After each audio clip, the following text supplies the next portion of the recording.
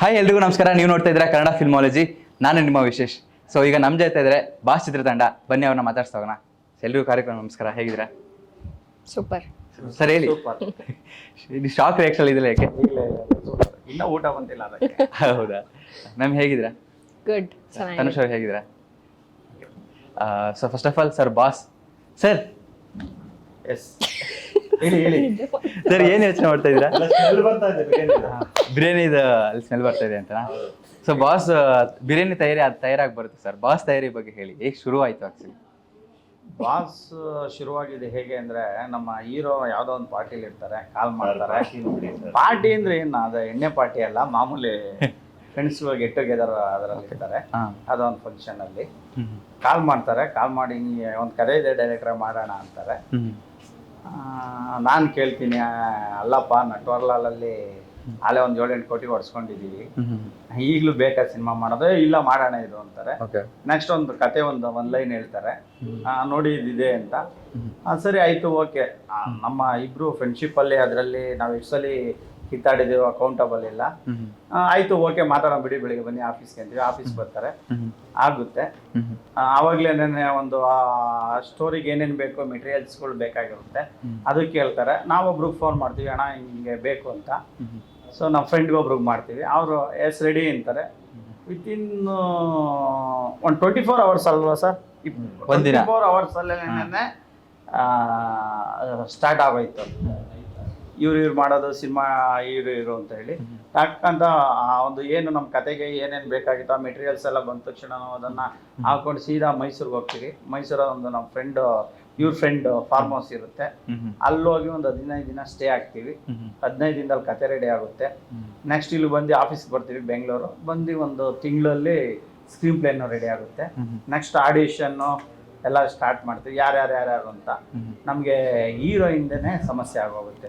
ಸುಮಾರು ಒಂದು ವಾಸ್ತು ಸರಿ ಇಲ್ಲ ನಮ್ಮ ಆಫೀಸಲ್ಲಿ ಅಂದ್ಬಿಟ್ಟು ಬೇರೆ ಹೋಟೆಲ್ಗೆ ಶಿಫ್ಟ್ ಮಾಡ್ತೀವಿ. ಇಲ್ಲ ಇವ್ರು ಹೇಳ್ತಾರೆ, ಅವ್ರು ವಾಸ್ತು ತುಂಬ ಜಾಸ್ತಿ, ಡೈರೆಕ್ಟರ್ ಸರಿ ಇಲ್ಲ, ನೀವು ಕರ್ಕೊಬಂದವ್ರನ್ನೆಲ್ಲ ಬೇಡ ಅಂತೀರಾ, ಅದು ಬೇಡ ಅಂತೀರಾ. ನಾನು ಕೊನೆಗೆ ಯಾವ ಥರ ಫ್ರಸ್ಟ್ರೇಷನ್ಗೆ ಹೋಗಿರ್ತೇನೆ ಅಂದರೆ, ಯಾರೋ ಒಬ್ರು ಹೀರೋಯಿನ್ ಕಳಿಸ್ತಾರೆ, ಸೂಪರ್ ನೀನೇ ಹೋಗಮ್ಮ ಅಂತೇನೆ. ಇವ್ರು ಬೇಡ ಅಂತಾರ್ರಿ, ಹಿಂಗ್ರಿ ಕತೆ ಇರೋದು ಇದು, ಆ ಕ್ಯಾರೆಕ್ಟರ್ ಈ ಥರ ಇದೆ, ಮೋಲ್ಡಿಂಗ್ ಈ ಥರ ಇದೆ, ನೀವು ಇವ್ರನ್ನೇ ಓಕೆ ಅಂತಾರಲ್ಲ, ಹೆಂಗೆ ಅಂತಾರೆ. ಬಿಡ್ರಿ ರೀ, ಯಾರೋ ಆದ್ರಾಗ್ಲಿ ಅಂತ ಮಾಡೋಣ. ಒಂದು ತಿಂಗಳಿಂದ ಹುಡುಕ್ತಾನೆ ಇದೀವಿ, ಹೀರೋಯಿನ್ ಸಿಗ್ತಾ ಇಲ್ಲ ಅಂತ. ಕೊನೆಗೆ ಎಲ್ಲ ಹುಡುಕ್ತಾ ಒಂದು 50 ಜನ ಆಡಿಷನ್ ಮಾಡ್ತೀವಿ. ಮಾಡಾದ್ಮೇಲೆ ಅವ್ರೂ ಆಗೋದಿಲ್ಲ. ಕೊನೆಗೆ ನಮ್ಮ ನಮ್ಮ ಮೇಕಪ್ ಮ್ಯಾನ್ ಬಂದಿರ್ತಾರೆ, ಅವರು ನನ್ನ ಮನೆಗೆ ಬಂದಿರ್ತಾರೆ. ಇವ್ರದ್ದು ಏನೋ ಸ್ಕ್ರೀನ್ ಟೆಸ್ಟ್ ಬಂದಿರ್ತಾರೆ, ಯಾವ್ಯಾವ್ದು ಮಾಡೋದು ಅಂತ. ನಾವು DOP ಇರ್ತೀವಿ. ಆವಾಗ ಸರ್ ನಿಮ್ಮ ಕ್ಯಾರೆಕ್ಟರ್ಗೆ ನಾವು ಡಿಸ್ಕಷನ್ ಮಾಡೋದು, ನಮ್ಮ ಕಷ್ಟ ನೋಡ್ತಿರ್ತಾರಲ್ಲ, ಸರ್ ಇವ್ರು ಆಗ್ತಾರ ನೋಡಿ ಅಂತ ಮೇಡಮ್ ಫೋಟೋ ತೋರಿಸ್ತಾರೆ. ನಾವು ಎಲ್ಲ ನೋಡ್ತೀವಿ, ಒಂದು ಪ್ರೊಫೈಲಲ್ಲಿ ನೋಡ್ತೀವಿ, ಅವ್ರದ್ದು ಇನ್ಸ್ಟಾಗ್ರಾಮ್ ಪೇಜ್ ನೋಡ್ತಿದ್ದಂಗೆ ಓಕೆಪ್ಪ ಕರ್ಸಪ್ಪ ಅಂತೀವಿ. ಆಮೇಲೆ ಇವ್ರನ್ನ ಒರಿಯನ್ ಮಾಲಲ್ಲಿ ಭೇಟಿಯಾಗಿ ಎಲ್ಲ ಅದಾದ್ಮೇಲೆ ಇವರು ಕತೆ ಕೇಳ್ಕೊಂಡು ಹೋಗ್ತಾರೆ, ನಾವು ಹೇಳ್ತೀವಿ ಅಂತ. ಆಮೇಲೆ ನಮ್ಮ ಡೈರೆಕ್ಟ್ರು ಮಾಡ್ತಾರೆ, ಒಪ್ಪಲ್ಲ. ಕೊನೆಗೆ ನಾವು ಅವ್ರಿಗೆ ಕಾಡಿ ಬೇಡಿ, ನೀವು ಹೇಳಿ ಟರ್ಮ್ಸ್ ಆ್ಯಂಡ್ ಕಂಡೀಷನ್ ಎಲ್ಲ ರೆಡಿ ಮೇಡಮ್, ಮಾಡಿ ಅಂತ ಹೇಳಾದ್ಮೇಲೆ after 1 week she was agreed. ಅವ್ರ ಪರ್ಸ್ಪೆಕ್ಟಿವ್ ಹೇಳಿದ್ರು, ನಿಮ್ಮ ಪ್ರಕಾರ ಹೇಳಿ, ನಿಮ್ಗೆ ಹೆಂಗೆ ಅಪ್ರೋಚ್ ಮಾಡಿದ್ರು ಅವರು? ಅದೇ ನನಗೆ ಫಸ್ಟ್ ಅದೇ ಕ್ಯಾಮ್ರಾಮನ್ ಮೇಕಪ್ ಆರ್ಟಿಸ್ಟ್ ಕಾಲ್ ಮಾಡ್ತಾರೆ. ಮೇಡಮ್ ಈ ಥರ ಒಂದು ಪ್ರೊಫೈಲ್ ಶೇರ್ ಮಾಡಿದ್ದೀನಿ, ಯಾವುದು ಏನು ಹೇಳಲ್ಲ, ಪ್ರೊಫೈಲ್ ಶೇರ್ ಮಾಡ್ತೀನಿ ನೀವು ಓಕೆ ಅಂದರೆ ಅಂತ ಹೇಳ್ತಾರೆ. ಓಕೆ ಸರಿ ಆಯಿತು, ಪ್ರೊಫೈಲ್ ಶೇರ್ ಮಾಡಿ. ಅದಾದಮೇಲೆ ನನಗೆ ಕಾಲ್ ಬರುತ್ತೆ, ಮ್ಯಾನೇಜರ್ ಕಡೆಯಿಂದ ಕಾಲ್ ಬರುತ್ತೆ, ಈ ಥರ ಭೇಟಿ ಆಗಬೇಕಾಗುತ್ತೆ ಆಡಿಷನ್ನಿಗೆ, ಕತೆ ಡಿಸ್ಕಸ್ ಮಾಡೋದಕ್ಕೆ ಅಂತ. ಸರಿ ಕತೆ ಕೇಳೋಣ ಅಂತಲೂ ಹೋಗ್ತೀನಿ. ಕತೆ ಕೇಳಾದ್ಮೇಲೆ ಅದೇ ಟೈಮಲ್ಲಿ ಇನ್ನೂ 1-2 ಕತೆನೂ ಬಂದಿರುತ್ತೆ. ಅದಕ್ಕೆ ಯೋಚನೆ ಮಾಡೋಣ ಅಂತ ಟೈಮ್ ತಗೊಂಡಿರ್ತೀನಿ. ಜೊತೆಗೆ ಸುಮ್ಮನೆ ಯಾಕೆ ಕ್ಲಾಶ್ ಮಾಡ್ಕೊಳ್ಳೋದು ಅಂತ, ಬಿಕಾಸ್ ಈಗ ನಂದು ಕರಿಯರ್ ಸ್ಟಾರ್ಟ್ ಆಗಿದೆ. ಸೊ ರಶ್ ಮಾಡೋದು ಬೇಡ ಯಾವುದಕ್ಕೂ ಅನ್ನೋ ಯೋಚನೆಯಲ್ಲಿದ್ದೆ. ಆ್ಯಂಡ್ ಜೊತೆಗೆ ಆಗ ಕರೆಕ್ಟಾಗಿ ಅಪ್ಡೇಟ್ ಮಾಡಿರಲ್ಲ ನಾನು. ಆಮೇಲೆ ಸರ್ ಕಾಲ್ ಮಾಡಿ, ಇಲ್ಲ ಮೇಡಮ್ ಹಿಂಗೆ ಹಾಗೆ ಎಲ್ಲ ಥರ ನಿಮ್ದು ಏನು ಕಂಡೀಷನ್ಸ್ ಇದ್ರೂ ಓಕೆ, ಬಟ್ ನೀವೇ ಮಾಡಬೇಕು ಸಿನಿಮಾ, ಕರೆಕ್ಟಾಗಿ ಆ್ಯಪ್ಟಾಗಿ ಸೂಟ್ ಆಗ್ತೀರಾ ಅಂತ ಫೋರ್ಸ್ ಮಾಡ್ತಾಯಿದ್ರು. ಆಮೇಲೆ ಮತ್ತೆ ಕತೆನೂ ಸ್ವಲ್ಪ ಇನ್ ಡೀಟೇಲ್ ಆಗಿ ಕೇಳಿದೆ. ಅದಾದಮೇಲೆ ಓಕೆ ನಾನು ಪರ್ಫಾರ್ಮ್ ಮಾಡೋದಕ್ಕೆ ಚೆನ್ನಾಗಿದೆ ಇದು, ನನಗೂ ಒಂದು ಒಳ್ಳೆ ಎಕ್ಸ್ಪೀರಿಯನ್ಸ್ ಆಗುತ್ತೆ, ಎಲ್ಲದರಲ್ಲೂ ನಾವು ಸಾಕಷ್ಟು ಕಲಿಯೋದಿರುತ್ತೆ, ನೋಡೋಣ ಕೆಲಸ ಮಾಡೋಣ ಅಂತ ಓಕೆ ಆಗಿತ್ತು. ಸರ್ ಆಫ್ಟರ್ ನಟೋರಲ್ಲೂ ಸೊ ನಿಮಗೆ ಇದು ರಿಯಲ್ ಬೇಸ್ಡ್ ಇನ್ಸಿಡೆಂಟ್ಸ್ ನಿಮ್ಮದೇ ಕತೆ ಆಗಿರೋದ್ರಿಂದ ಸೊ ಎಲ್ಲಿ ಅಬ್ಸರ್ವ್ ಮಾಡಿ ನೀವು ಎಲ್ಲಿ ರಿಯಲ್ ಇನ್ಸಿಡೆಂಟ್ಸ್ ನೋಡಿದಂಥ ವಿಷಯಗಳು sir? Real incident, based on real story ಸ್ಟಾರ್ಟಿಂಗೇ ಹಾಕಿದ್ರಲ್ಲ sir trailer. True events true events. So events ತುಂಬಾ ಕಡೆ ನಡೆದಿದೆ ಸರ್ ಇದೇ ತರ. ಆಲ್ರೆಡಿ ಒಂದು ಪ್ರೀವಿಯಸ್ ಚಾನಲ್ ಹೇಳಿದೆ, ಬೆಂಗಳೂರಿನಲ್ಲೇ 2025 ನಲ್ಲಿ ಒಂದು ಸೆಕೆಂಡ್ ಇನ್ಸಿಡೆಂಟ್ ನಡೆಯುತ್ತೆ, ಸೇಮ್ ಸ್ವಾಮಿ ಅವರು ಮರ್ಡರ್ ಕೇಸ್ ಆಯ್ತಲ್ಲ, ಅದೇ ತರ ಬೆಂಗಳೂರಿನಲ್ಲಿ ಇಲ್ಲಿ ನಮ್ದು ಯಾವ್ದಪ್ಪ ಇಲ್ಲಿ ಯೂನಿವರ್ಸಿಟಿ ಇದೆಯಲ್ಲ ಬೆಂಗಳೂರಿನಲ್ಲಿ, ಅಲ್ಲಿ ನಡೆಯುತ್ತೆ ಸೇಮ್ ಮೋರಿಯಲ್ಲಿ ಸಿಗುತ್ತೆ ಒಂದು ಬಾಡಿ. ಅದಾದ್ಮೇಲೆ ಗೋವಾಟಿನಲ್ಲಿ 2024 ನಲ್ಲಿ ಮೋರಿ ಪಕ್ಕ ಒಂದು ಬಾಡಿ ಸಿಗುತ್ತೆ, ಕೊಲೆ ಮಾಡಿ ಹಾಕೋಗಿರ್ತಾರೆ. ಹಂಗಾರೆ ತುಂಬಾ ನೀವು ಗೂಗಲ್ ಮಾಡಿ ನೋಡೋದು ಚೆಕ್ ಮಾಡಿದ್ರೆ ತುಂಬಾ ಇದೇ ತರ ಇನ್ಸಿಡೆಂಟ್ ಆಗ್ತಿರುತ್ತೆ ಆಯ್ತಾ. ನೀವು ಆಮೇಲೆ ನೀವು ನೆಕ್ಸ್ಟ್ ಕ್ವಶನ್ ಕೇಳ್ಬೋದು, ಸೆಲೆಬ್ರಿಟಿ ಹೆಂಗೆ ಅದನ್ನು ಚೆಕ್ ಮಾಡ್ಬೇಡಿ. Top 20 celebrities who killed their fan ಅಂತ ಚೆಕ್ ಮಾಡಿ ನೋಡಿ, ಅದು ಬರ್ತದೆ. ಸೊ ನೀವು ಅದೇ ಘಟನೆಗೆ ಇದನ್ನೆಲ್ಲ ಕೋರ್ಟ್ಗೆ ಹಾಕಿದ್ದು ಸ್ಟೇ ಆಗಿದ್ದೆಲ್ಲ, ಇದೆಲ್ಲ ಪಾಯಿಂಟ್ಸ್ ಎಲ್ಲ ರಿಟರ್ನ್ ಆರ್ಗ್ಯುಮೆಂಟ್ಸ್ ಅಲ್ಲಿ ಮತ್ತೆ ಆರ್ಗ್ಯುಮೆಂಟ್ಸ್ ಅಲ್ಲಿ ಎಲ್ಲ ಮೆನ್ಷನ್ ಮಾಡಿದ್ರು. ಇದು ನೀವು ಚೆಕ್ ಮಾಡಿದ್ರೆ ಎಷ್ಟೊಂದು ಬರುತ್ತೆ ಇನ್ಸಿಡೆಂಟ್ಸ್ ಆಯ್ತಾ. ನೀವು ಅದಕ್ಕೆ ಮಣೆ ಹಾಕೊಂಡ್ಬಿಟ್ರೆ ನಿಮ್ಗೆ ಹೆಂಗ್ ಅನ್ಸುತ್ತೋ ಹಂಗೆ ನಿಮ್ಮ ನಿಮ್ಮ ಕಲ್ಪನೆ ಯಾವ ತರ ಇರುತ್ತೆ, ನಿಮ್ಮ ಇದು ಕನೆಕ್ಟ್ ಆಗ್ತದೆ ಅಂತ ಹೇಳಿದ್ರೆ ಅದು ಹಂಗೆ ಕನೆಕ್ಟ್ ಆಗುತ್ತೆ. ಫಾರ್ ಎಕ್ಸಾಂಪಲ್ ನಿಮ್ಗೊಂದು ಇದನ್ನ ಹೇಳ್ತೀವಿ, ಒಂದು ಸಿನಿಮಾ ನೋಡ್ತಾ ಇರ್ತಾರೆ, ಒಂದು ಯಾವ್ದೋ ಒಂದು ಲವ್ ಸ್ಟೋರಿ ನೋಡ್ತಾ ಇರ್ತಾರೆ. ಆ ಲವ್ ಸ್ಟೋರಿ ನೋಡ್ಬೇಕಾದ್ರೆ ಒಂದು ಹುಡುಗ ಹೋಗ್ಬಿಟ್ಟು ಪ್ರಪೋಸ್ ಮಾಡಿರ್ತಾನೆ ಒಂದು ಹುಡುಗಿಗೆ ಕಾಲೇಜ್ ಟೈಮ್ ಅಲ್ಲ ಎಲ್ಲ ಒಂದ್ ಕಡೆ.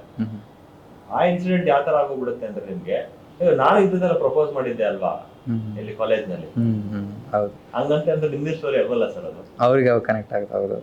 ಕನೆಕ್ಟ್ ಆಗುತ್ತೆ ಅಷ್ಟೇ, ಅದ್ ಯಾರ್ದಾದ್ರೂ ಆಗಿರ್ಬೋದು ಸ್ಟೋರಿ. ಬೇರೆ ಸ್ಟೋರಿ ನಿಮ್ಗೆ ಹೆಂಗ್ ಕನೆಕ್ಟ್ ಮಾಡ್ಕೋತೀವೋ, ಮುಂಗಾರು ಮಳೆ ನೋಡ್ಬೇಕಾದ್ರೆ ನೀವ್ ಹೆಂಗ್ ಕನೆಕ್ಟ್ ಮಾಡ್ಕೊಂಡ್ರು, ಅಥವಾ ಬೇರೆ ಯಾವ್ದೋ ಒಂದ್ ಸಿನಿಮಾ ನೋಡ್ಬೇಕು ನೀವ್ ಹೆಂಗ್ ಕನೆಕ್ಟ್ ಮಾಡ್ಕೊಂಡ್ರು, ಆ ಸೀನ್ಗೆ ಇದು ನನ್ ಲೈಫಲ್ಲಿ ಆಗಿದೆ ಅಲ್ವಾ ಅಂತ, ಅದೇ ತರ ಇದು. ಸೊ ಇದು ಕತೆ ನೀವ್ ಹೇಳೋ ಪ್ರಕಾರ ರೇಣುಕಾಸ್ವಾಮಿ ಅವ್ರದ್ದು ಇನ್ಸಿಡೆಂಟ್ ಆಗಕ್ಕಿಂತ ಮುಂಚೆ ನಿಮ್ದೆಲ್ಲ ಆಗೋಗಿತ್ತು ರೆಡಿ ಸ್ಕ್ರಿಪ್ಟ್? ಇಲ್ಲ ಇಲ್ಲ ಆಗಿರ್ಲಿಲ್ಲ ಅವಾಗ? ಇಲ್ಲ ಆಗಿರ್ಲಿಲ್ಲ, ಅದಾದ್ಮೇಲೆ ಆಗಿದ್ದು. ಬಟ್ ಅದಲ್ಲ. ಓಕೆ.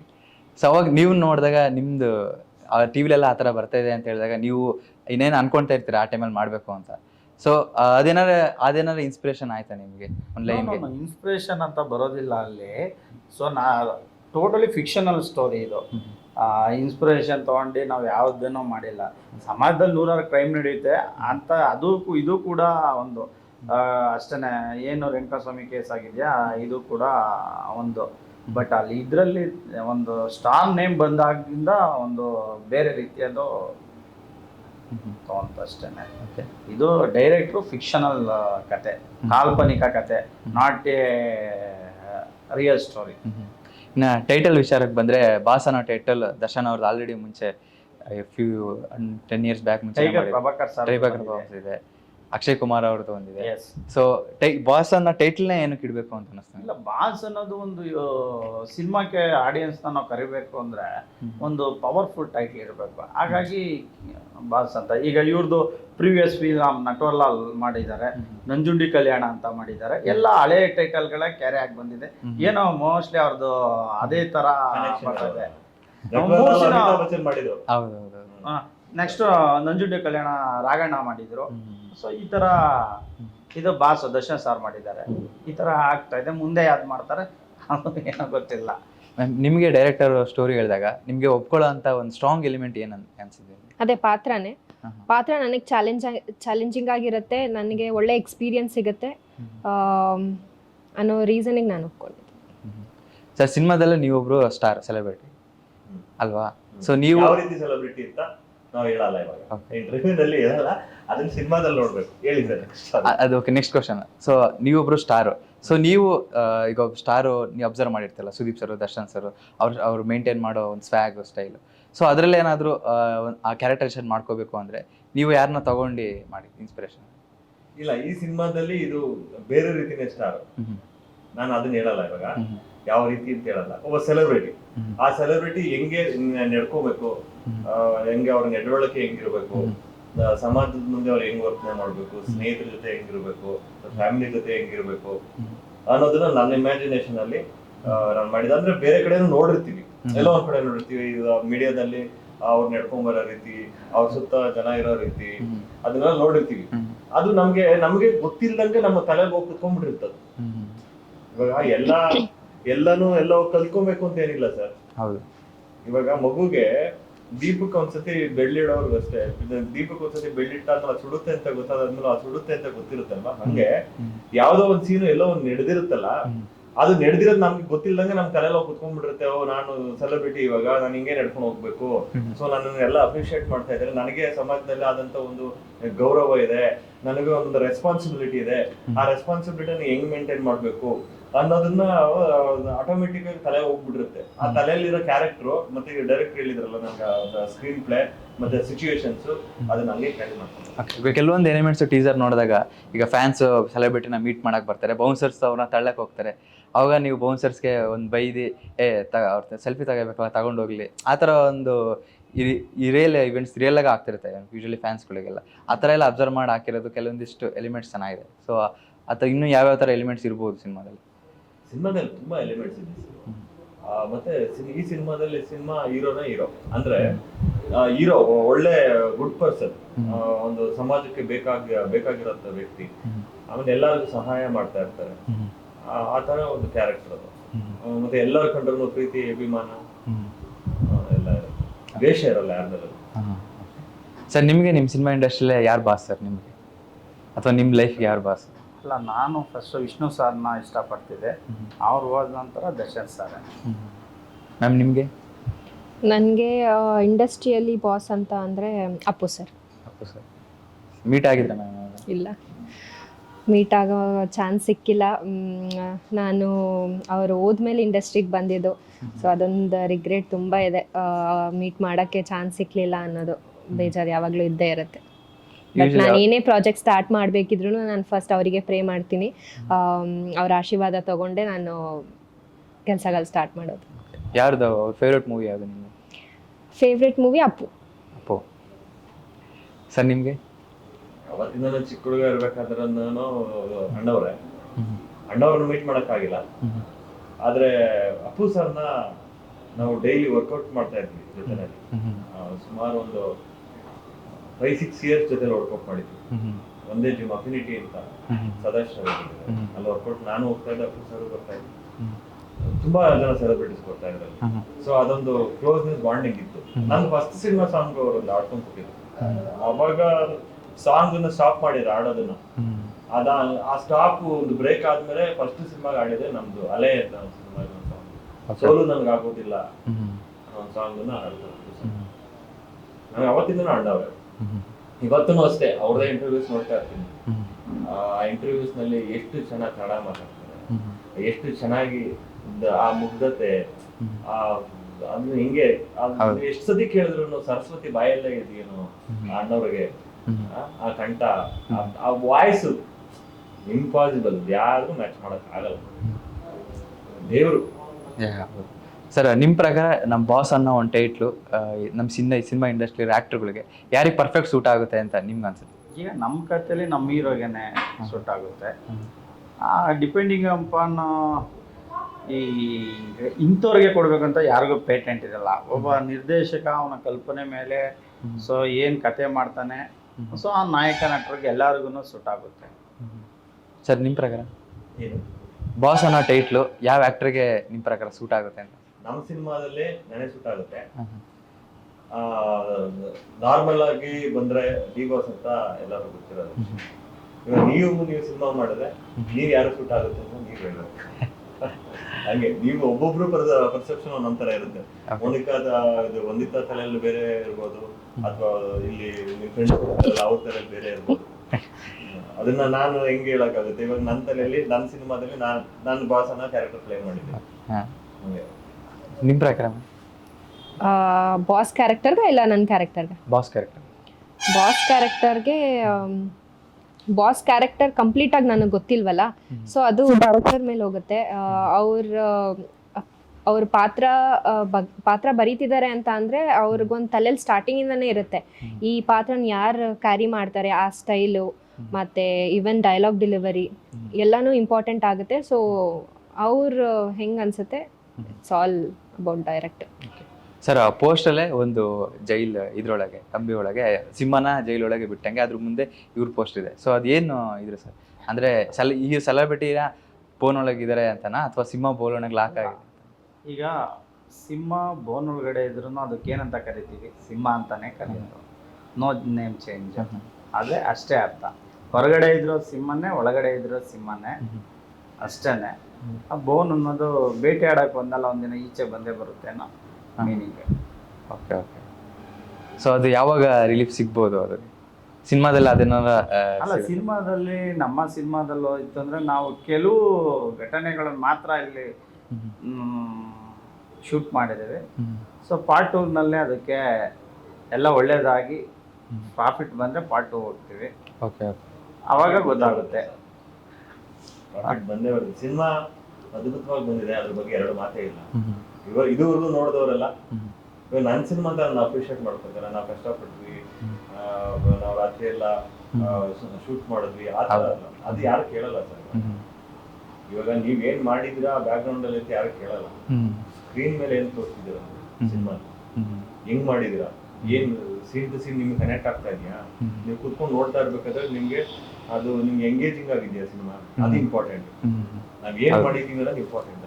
ಸಿನಿಮಾ ನನಗೇನ್ ಗ್ಯಾರಂಟಿ ಇದೆ ಅಂತ ಹೇಳಿದ್ರೆ ಸಿನಿಮಾ ಅದ್ಭುತವಾಗಿ ಬಂದಿದೆ.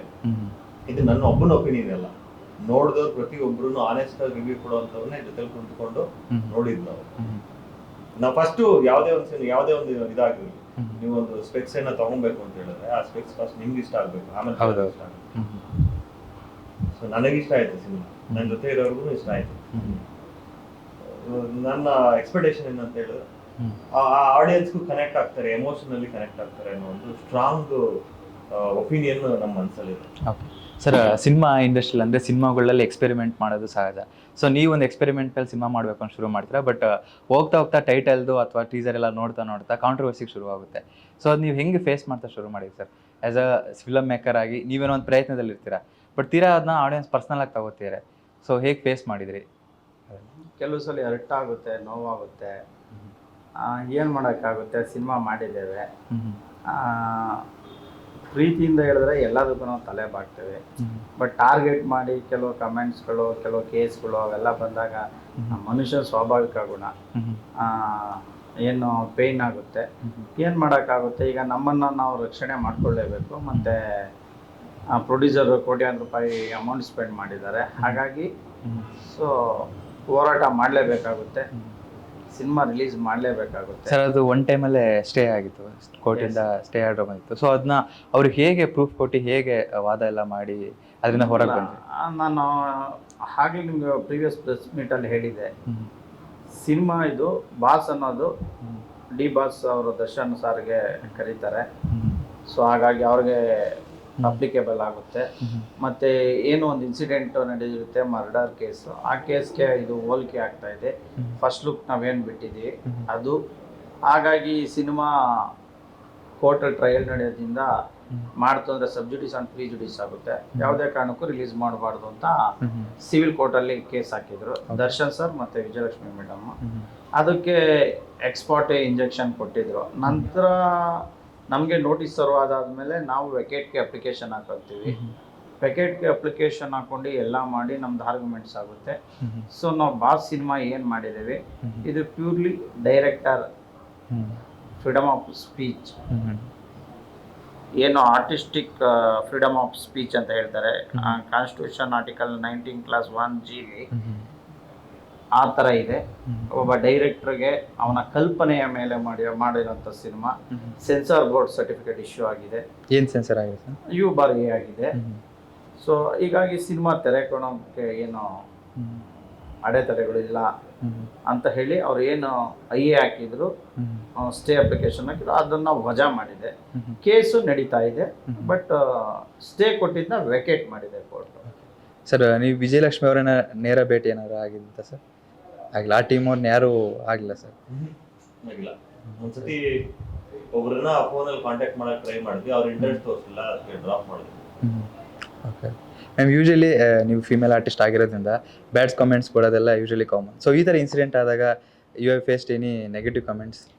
ಸೋ ಫಾರ್ ನನಗೆ ಯಾವುದು ನೆಗೆಟಿವ್ ಕಮೆಂಟ್ಸ್ ಅಂತ ಬಂದಿಲ್ಲ, ಗಾಡ್ಸ್ ಗ್ರೇಸ್. ಸೊ ಈಗ ಎಲ್ಲ ಪ್ರೀತಿ ಕೊಡ್ತಿದ್ದಾರೆ ನಾನು ಮಾಡಿರೋ ಎಲ್ಲ ಪಾತ್ರದಿಂದನೂ. ನಮೋ ಭೂತಾತ್ಮದಿಂದ ಈಗ ಸೋ ಫಾರ್ ಏನೇನು ಪ್ರಾಜೆಕ್ಟ್ಸ್ ಮಾಡ್ಕೊಂಬಂದಿದ್ದೀನಿ ಎಲ್ಲದಕ್ಕೂ ಗುಡ್ ಕಾಮೆಂಟ್ಸೇ ಸಿಗ್ತಾ ಇದೆ. ಸೊ ಅದು ಹಾಗೆ ಹೋಗಲಿ ಅಂತ ಕೇಳ್ಕೊತೀನಿ. ನಾನು ಸಿನಿಮಾ ಪ್ರಾಜೆಕ್ಟ್ಸ್ ಯಾವುದೇ ತೊಗೊಬೇಕು ಅಂತ ಇದ್ದರೂ ಎಲ್ಲ ಜನಗಳ ಎಂಟರ್ಟೈನ್ಮೆಂಟ್ ರೀತಿಯಲ್ಲಿ ಯೋಚನೆ ಮಾಡ್ತೀನಿ. ಆ್ಯಂಡ್ ನನ್ನ ಸ್ಕಿಲ್ಸ್ ಎಲ್ಲಿ ಎಕ್ಸ್ಪೋಜರ್ ಚೆನ್ನಾಗಿ ಸಿಗುತ್ತೆ ಅನ್ನೋದು ಯೋಚನೆ ಮಾಡ್ತೀನಿ. ಸೊ ಅದೇ ರೀತಿ ಅವರು ನನಗೆ ಸಪೋರ್ಟ್ ಮಾಡಿದರೆ ನಾನು ಒಳ್ಳೊಳ್ಳೆ ಸಿನಿಮಾಗಳು ಮಾಡೋದಕ್ಕೆ ಇಷ್ಟಪಡ್ತೀನಿ.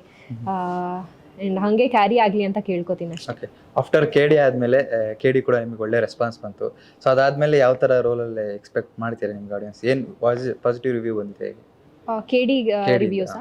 KD ರಿವ್ಯೂಸ್ ತುಂಬ ಚೆನ್ನಾಗಿ ಸಿಗ್ತಿದೆ, ತುಂಬ ಪ್ರೀತಿ ಸಿಕ್ಕಿದೆ, ಇನ್ನು ಸಿಗ್ತಾನೆ ಇದೆ. ಮೆಸೇಜ್ ಮಾಡ್ತಿದ್ದಾರೆ ಎಲ್ಲರೂ. ZEE5 ಅಲ್ಲಿ ಸಿನಿಮಾ ನೋಡಿ ಹಾಂ ರಿಲೀಸ್ ಆಗಿದೆ, ಇನ್ನೂ ಸಾಕಷ್ಟು ಜನ ಮೆಸೇಜಸ್ ಮಾಡ್ತಿದ್ದಾರೆ. ಪಾತ್ರ ತುಂಬ ಚೆನ್ನಾಗಿದೆ, ಚೆನ್ನಾಗಿ ಪರ್ಫಾರ್ಮ್ ಮಾಡಿದ್ದೀರಾ, ನ್ಯಾಚುರಲ್ ಆಗಿ ಮಾಡಿದ್ದೀರಾ, ಆ್ಯಂಡ್ ಚೆನ್ನಾಗಿ ಕಾಣಿಸ್ತಿದ್ದೀರಾ ರೆಟ್ರೋ ಸ್ಟೈಲಲ್ಲಿ ಅಂತ ಹೇಳ್ತಿದ್ದಾರೆ. ಖುಷಿ ಆಗುತ್ತೆ. ನಾವು KD ಸಿನಿಮಾದಿಂದಲೇ ನೋಡೇನೆ ಇದನ್ನು ಮಾಡಿದ್ದು. ಓಕೆ, ನಮ್ಮ ಸಿನಿಮಾದಲ್ಲ.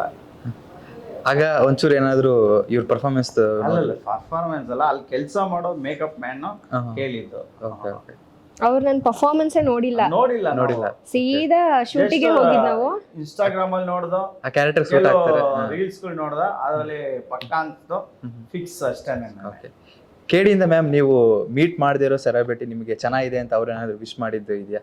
ಅನ್ಎಕ್ಸ್ಪೆಕ್ಟೆಡ್ ರಿವ್ಯೂ ನಿಮಗೆ KD ಇಂದ ಸಿನಿಮಾದವ್ರು ಯಾರಾದರೂ ಡೈರೆಕ್ಟರ್ಸ್ ಆರ್ ಆಕ್ಟರ್ಸ್, ನೀವು ಅವ್ರನ್ನ ಮೀಟೇ ಆಗಿಲ್ಲ, ಅವ್ರಿಗೆ ಗೊತ್ತಿಲ್ಲ, ಬಟ್ ಅವರು ನಿಮಗೆ ನಿಮ್ಮ ಕ್ಯಾರೆಕ್ಟರ್ ಬಗ್ಗೆ ಮಾತಾಡಿದ್ದು ಯಾರಾದರೂ ನಿಮ್ಗೆ ಸರ್ಪ್ರೈಸ್ ಆಗಿ ಏನಾದರೂ ಸಿಗ್ತಾ? ಆ ಥರ ಇದೆ. ನಮ್ಮದು ಪ್ರೀಮಿಯರ್ ಶೋ ಮಾಡಿದ್ವಿ, ಸೆಲೆಬ್ರಿಟಿ ಶೋ. ಅದರಲ್ಲಿ ಸಾಕಷ್ಟು ಜನ ಸಿನಿಮಾ ಇಂಡಸ್ಟ್ರಿಯಿಂದ ಬಂದಿದ್ರು. ಅವರೆಲ್ಲರೂ ಕೂಡ ಸ್ವಲ್ಪ ರೆಕಗ್ನೈಸ್ ಮಾಡೋದು ಕಷ್ಟ ಆಯಿತು, ಯಾಕಂದರೆ ನಾನು ಸ್ಕ್ರೀನ್ ಮೇಲೆ ತುಂಬ ದಪ್ಪಕ್ಕೆ ಕಾಣಿಸಿದ್ದೀನಿ. ಆ್ಯಂಡ್ ಈಗಿರೋದಕ್ಕೂ ಭಾಳ ವ್ಯತ್ಯಾಸ ಇದೆ. ಸೊ ಸ್ವಲ್ಪ ಅಬ್ಸರ್ವ್ ಮಾಡಿ ನೋಡಿದಾಗ ಓಕೆ ನೀವೇ ಅಲ್ಲ ಕ್ಯಾರೆಕ್ಟರ್ ಮಾಡಿರೋದು, ಚೆನ್ನಾಗಿ ಮಾಡಿದ್ದೀರಾ ಅಂತ ತುಂಬ ಜನ ಹೇಳಿದ್ದಾರೆ. ಆ ಥರದ್ರಲ್ಲಿ ನನಗೆ ಸಿಂಪಲ್ ಸುನಿ ಸರ್ ಅಲ್ಲೇ ಸಿಕ್ಕಿದ್ರು. ಅವರ ಬರವಣಿಗೆ ನನಗೆ ಇಷ್ಟ ಆಗುತ್ತೆ. ಅವ್ರು ನನಗೆ ತುಂಬ ಚೆನ್ನಾಗಿ ಮಾಡಿದ್ದೀರಾ ಅಂತ ಹೇಳಿದ್ರು. ಅದೊಂದು ಮೂಮೆಂಟ್ ಖುಷಿ. ಓಕೆ ಸರ್, ಸಿನಿಮಾದಲ್ಲಿ ನಿಮಗೆ ಸಾಕಷ್ಟು ಜವಾಬ್ದಾರಿ ಇದೆ, ಆ್ಯಕ್ಟರ್ ಆಗಿ, ಪ್ರೊಡ್ಯೂಸರ್ ಆಗಿ. ಸೊ ಪ್ರೊಡಕ್ಷನ್ಸ್ ಎಲ್ಲ ವಹಿಸ್ಕೊಂಡು ಅದ್ರ ಜೊತೆ ಕಾಂಟ್ರವರ್ಸೀಸ್ ಬೇರೆ. ಸೊ ಹೇಗೆ ಫೇಸ್ ಮಾಡಿದ್ರಿ ಸರ್ ಅಷ್ಟೊಂದು ರೋಲ್ಸ್ ಎಲ್ಲ? ಕಷ್ಟ ಅನ್ನೋದು ಯಾವ್ದಾರ ಸಿಚುವೇಶನ್ ಆಯ್ತಾ, ಲೈಕ್ ಪ್ರೊಡಕ್ಷನ್ ವೈಸ್ ಅಥವಾ ಈ ಥರ ಕಾಂಪ್ಲಿಕೇಶನ್ಸ್ ಇಂದ ಹೊರಗೆ ಬರೋದು? ಏನು ಗೊತ್ತೇ ಆಗ್ತಾ ಇಲ್ಲ, ಅದು ಹೋಗ್ತಾ ಇದೆ ಅಷ್ಟೇ, ನಡ್ಕೊಂಡು ಹೋಗ್ತಾ ಇದೆ. ನಾನು ಸಿನಿಮಾ ಮಾಡಿದ್ದು ಗೊತ್ತಾಗಿಲ್ಲ, ಅಥವಾ ಈ ಕಾಂಟ್ರವರ್ಸಿ ನಾವು ಹೋಗ್ತಾ ಇರೋದನ್ನು ಗೊತ್ತಾಗ್ತಾ ಇಲ್ಲ. ನಾವು ಕೋರ್ಟ್ ಕೇಸ್ ಮುಗ್ದಿದ್ದು ಅಂದ್ರೆ ಸ್ಟೇ ವೆಕೇಟ್ ಆಗಿದ್ದು ಗೊತ್ತಾಗ್ತಾ ಇಲ್ಲ. ಹೋಗ್ತಾ ಇದೆ ಕರ್ಕೊಂಡು ಹೋಗ್ತಾ ಇದೆ ಅಷ್ಟೇ. ನಾನೇನು ಮಾಡ್ತಾ ಇಲ್ಲ. ಇದು ನಾನು ಯಾವ ಪ್ರಿಪರೇಷನ್ ಮಾಡ್ಕೊಂಡಿಲ್ಲ, ನಾನು ಯಾವತ್ತೂ ಸ್ಟ್ರೈನ್ ಆಗಿಲ್ಲ. ಇದು ಶೂಟಿಂಗ್ ಆಗಿರ್ಬೋದು, ಶೂಟಿಂಗ್ ಎಲ್ಲ ಮಾಡಿದ್ವಿ, ಅದು ನಾರ್ಮಲ್. ಹಂಗ್ ಮಾಡಿದ್ವಿ ಹಿಂಗ್ ಮಾಡಿದ್ವಿ ಅಂತ ಏನು ಹೇಳಲ್ಲ. ಇವಾಗ ಹೋಗ್ತಾ ಇದೆ, ಯಾವ್ದಕ್ಕೆ ಏನ್ ತೊಂದರೆನೇ ಆಗಿಲ್ಲ, ಹೋಗ್ತಾ ಇದೆ, ಹೋಗುತ್ತೆ. ಸರ್ ರೈಟ್ ನಾವು ನಿಮ್ಮ ಕಾನ್ಫಿಡೆಂಟ್ ಹೇಗಿದೆ? ಅಥವಾ ದರ್ಶನ್ ಫ್ಯಾನ್ಸ್ ಅವರು ಸಪೋರ್ಟ್ ಇದ್ದಾರಾ, ಅಥವಾ ಸಿನಿಮಾ ರಂಗದಲ್ಲಿ ಯಾರೋ ಬೆಂಬಲವಾಗಿದ್ದಾರಾ, ಹೇಗೆ ಸರ್? ನಾನು ಸಿನಿಮಾ ಬ್ಯಾಕ್ಗ್ರೌಂಡಿಂದ ಬಂದಿಲ್ಲ, ಸೊ ಎಲ್ಲರ ಬೆಂಬಲನೂ ನಮ್ಗೆ ಬೇಕಾಗುತ್ತೆ. ಸೊ ನನಗೆ ದರ್ಶನ್ ಸರ್ ಫ್ಯಾನ್ಸ್ ಕೆಲವು ಫ್ರೆಂಡ್ಸ್ಗಳಿದ್ದಾರೆ, ತುಂಬ ಆತ್ಮೀಯ ಫ್ರೆಂಡ್ಸ್ಗಳಿದ್ದಾರೆ. ಅವರು ಹೇಳ್ತಾರೆ ಅವ್ರು ಏನಪ್ಪ ಏನು ಅಂದರೆ, ಅವರು ಬೇಕಾಗಿತ್ತ ಮಗ ನಿನ್ಗಿದು ಅಂತಾರೆ, ಬೇಕಾಗಿತ್ತ ಗುರು ಅಂತಾರೆ, ಕೆಲವರು ಹಣ ಬೇಕಾಗಿತ್ತ ಇದು ಅಂತಾರೆ. ಏನು ಮಾಡೋಕ್ಕಾಗುತ್ತೆ? ಸಿನಿಮಾ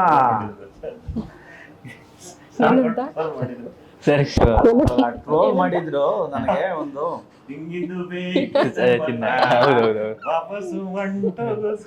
ಟ್ರೋಲ್ ಮಾಡಿದ್ರು. ಸ್ಟೇಜ್ ಸಿಕ್ತಾಗ ನನ್ನ ಟ್ರೋಲ್ ಎಲ್ಲ ಮಾಡಿದ್ರು. ಓಕೆ, ಪರವಾಗಿಲ್ಲ, ಮಾಡ್ಲಿ. ಸಿನಿಮಾ ರಿಲೀಸ್ ಆದಾಗ ಅವರೇನೇನೆ ಖುಷಿ ಪಡ್ತಾರೆ. ನಾವು ನೆಗೆಟಿವ್ ಆಗಿ ಕಮೆಂಟ್ ಹಾಕ್ತಿರೋದನ್ನು ತಲೆ ಕೆಡ್ಸ್ಕೊಳ್ಳೋದಿಲ್ಲ, ಹೊಗಳಿದ್ರು ಹಾಕೋದಿಲ್ಲ, ತಲೆ ಕೆಡ್ಸ್ಕೊಳ್ಳೋದಿಲ್ಲ. ಏನು ಮಾಡ್ತಾರೆ ಮಾಡಲಿ. ಸರ್ ನಿಮಗೆ ಆ ಥರ ಕಮೆಂಟ್ಸ್ ಬಂದಿದ್ದು? ನನಗೆ ಅಲ್ಲ ಅವ್ರು ಕಮೆಂಟ್ ಹಾಕಿದ ತಕ್ಷಣ ಡಿಲೀಟ್ ಮಾಡ್ಬಿಡ್ತಾರ ರೆಡಿ ಇರ್ತಾರ ಟೀಮ್ ಎಲ್ಲ ಕಮೆಂಟ್ ಬಂತಿದಂಗೆ ಫಸ್ಟ್ ತೆಗಿರಪ್ಪ ಅದು ತೆಗಿರಯ್ಯ ಅಂತಿರ್ತಾರೆ. ನಾನು ಯಾವ್ದು ಕಮೆಂಟ್ಸ್ ಅಲ್ಲಿ ಯಾವ್ದು ಡಿಲೀಟ್ ಮಾಡ್ಸಕ್ ಹೋಗಲ್ಲ. ಬೇರೆ ಬೇರೆ ಚಾನೆಲ್ ಅಲ್ಲಿ ಬೇರೆ ಬೇರೆ ಅಂದ್ರೆ ಮೀಡಿಯಾದವರೆಲ್ಲ ಬರ್ತಾರೆ, ಅವ್ರಿಗೆಲ್ಲ ನಮ್ದು ಇಂಟರ್ವ್ಯೂ ಎಲ್ಲ ಕೊಟ್ಟಿರ್ತೀವಲ್ಲ, ಕೆಟ್ಟಾಗ ಬೈಕ್ ಹೋಗ್ತಾರೆ, ಬೈಕೊಂಡವ್ರು ಬೈಕೊಂಡ್ಲಿ, end of the day cinema ನೋಡಿ ಸಿನಿಮಾ appreciate ಮೊನ್ನೆ ಮಾಡಿ ಪ್ರೆಸ್ ಮೀಟ್ ನಡೀತಲ್ಲ, ಆ ಕಮೆಂಟ್ಸ್ಗಳು ಏನಾರ ನೋಡ್ಬಿಟ್ರೆ ಯಾರಾದ್ರೂ ನಮ್ಮ ಮನೆಯವ್ರುಗಳು ನೋಡ್ಬಿಟ್ರೆ ನಿಮ್ಗೆ ಬೇಕಿತ್ತ ಅಂತ ಹೋಗಿರ್ತಾರೆ. ಆ ತರ ಕಮೆಂಟ್ಗಳು ಕೇಟಾಗಿ ಡೋಂಟ್ ಕೇರ್. ನಾನೊಬ್ಬ ಅಡ್ವೊಕೇಟ್ ಆಗಿ ನಾನು ಅವ್ರ ಮೇಲೆ ಕಂಪ್ಲೇಂಟ್ ಕೊಡ್ಬೋದು, ಎಲ್ಲ ಮಾಡ್ಬೋದು. ನಾನು ತಲೆನೇ ಕೆಡ್ಸ್ಕೊಳ್ಳಿಲ್ಲ. ಬೈತೀರಾ ಬೈರಪ್ಪ ಸರ್, ಎಲ್ಲದಕ್ಕೂ ಆನ್ಸರ್ ಸಿನಿಮಾ ಸರ್. ಸಿನಿಮಾ ನೋಡಾದ್ಮೇಲೆ ಯಾರ್ಯಾರು ಅದೇನೋ ಕಮೆಂಟ್ ಹೋಗಿ ಅವರೇ ಡಿಲೀಟ್ ಮಾಡ್ತಾರೆ. ಹೌದೌದು. ಯಾಕೆ ಅಂತ ಹೇಳಿದ್ರೆ ಅಯ್ಯೋಯ್ಯೋ ನಾ ತಪ್ಪು ಮಾಡ್ಬಿಟ್ವಲ್ಲ ಅನ್ನೋ ತರ ಫೀಲ್. ಸರ್, ಈಗ ಕೆಲವರು ವಿಕೃತ ಮನಸ್ಸಿನವ್ರು ಇರ್ತಾರೆ. ನಾವೇನೇ ಮಾಡಿದ್ರು ಅದ ತಪ್ಪು ಕಂಡು ಹಿಡದೆ ಹಿಡಿತಾರೆ. ಅಂಥವ್ರು ಹಾಕೊಂಡು ಅವರು ನಮಗಂತ ಅಲ್ಲ, ಎಂತೆಂಥ ಸೂಪರ್ ಸ್ಟಾರ್ಗಳು ಎಲ್ಲಾ ಕ್ಷೇತ್ರದಲ್ಲಿ ಇರೋರ್ಗು ಹಾಕ್ತಾರೆ. ಕೆಲವರು ಅವ್ರಿಗೆ ತಕ್ಕ ಪನಿಷ್ಮೆಂಟ್ ಕೊಡಿಸ್ತಾ ಇದ್ದಾರೆ. ಸೊ ಏನು ಮಾಡೋಕ್ಕಾಗಲ್ಲ. ಅವ್ರ ನಾನ್ ಸೆನ್ಸ್ಗಳು ನಡೀತಾ ಇರ್ತೈತೆ. ನಾವು ನೋಡ್ಕೊಂಡು ಸುಮ್ಮನೆ ಹೋಗ್ತಾ ಇರ್ಬೇಕಷ್ಟೇ. ಮ್ಯಾಮ್ ಇನ್ನೇನು ಬಾಸ್ ರಿಲೀಸ್ಗೆ ರೆಡಿ ಇದೆ, ನೆಕ್ಸ್ಟ್ ನಿಮ್ಮ ಲೈನಪ್ಸ್ ಹೇಗಿದೆ ಮ್ಯಾಮ್? ಲೈನಪ್ಸ್ ನೆಕ್ಸ್ಟ್ ಲಕ್ಷ್ಮೀಪುತ್ರ ಇದೆ. ಸೊ ನೋಡಬೇಕು ಹೆಂಗೆ ಅದು ಮುಗಿಸಿ ಬೇರೆ ಪ್ರಾಜೆಕ್ಟ್ ತಗೋಬೇಕು. ಓಕೆ, ಫೈನಲಿ ಬಾಸ್ ರಿಲೀಸ್ಗೆ ರೆಡಿ ಇದೆ, ಆಡಿಯನ್ಸ್ಗೆ ಏನು ಹೇಳಕ್ಕೆ ಇಷ್ಟಪಡ್ತೀರಾ? ಸಿನಿಮಾ ತುಂಬ ಚೆನ್ನಾಗಿ ಬಂದಿದೆ. ನೀವೇನು ಅಂದ್ಕೊಂಡಿದ್ದೀರಾ, ಸಾಕಷ್ಟು ಜನ ನಮ್ಮ ದರ್ಶನ್ ಸರ್ ಸ್ಟೋರಿ ಅಂತ ಅಂದ್ಕೊಂಡಿದ್ದೀರಾ, ಅದು ಖಂಡಿತ ಅಲ್ಲ. ಸೊ ಒಂದ್ಸಲಿ ಸಿನಿಮಾ ನೋಡಿ ಜಡ್ಜ್ ಮಾಡಿ ಅಂತ ಹೇಳ್ತೀನಿ. ಆ್ಯಂಡ್ ನನ್ನ ಪಾತ್ರಕ್ಕೂ ಅಷ್ಟೇ ನಾನು ಏನು ಪರ್ಫಾರ್ಮ್ ಮಾಡಿದ್ದೀನಿ ಅದು ನಾನು ಕಂಪ್ಲೀಟ್ 100% ನಾನು ಕೊಟ್ಟಿದ್ದೀನಿ.